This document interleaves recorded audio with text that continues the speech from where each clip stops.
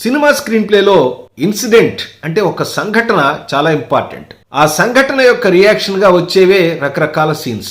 కొత్తగా వచ్చే రచయితలకి దర్శకులకి ఒక చిన్న డౌట్ వస్తుంది. ఏ అంశం మీద రకరకాలుగా మనం సీన్స్ డెవలప్ చేసుకుంటూ వెళ్ళాలి? స్క్రీన్ ప్లేలో తర్వాత వచ్చే సీన్ ఏంటి? ఇప్పుడు ఈ సంఘటన జరిగింది, దీని తర్వాత ఏ సీన్ రావాలి అంటే ఆ సంఘటన యొక్క రియాక్షనే రకరకాలు వచ్చేటువంటి సీన్స్. కొంతమంది దర్శకులు అదే సన్నివేశంలో మిగతా పాత్రలు లేదా ఆ సన్నివేశం యొక్క రియాక్షన్ ని విజువల్ గా చెప్తారు.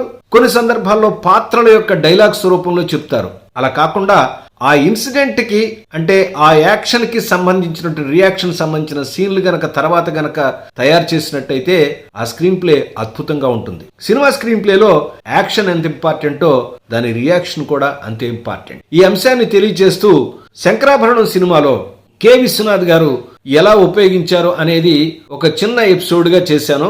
Shankarabharanam screen play explanation part 12 లో ఉంది. ఒక్కసారి ఆ ఎపిసోడ్ చూసి మీ అభిప్రాయాన్ని కూడా నాకు తెలియచేయండి.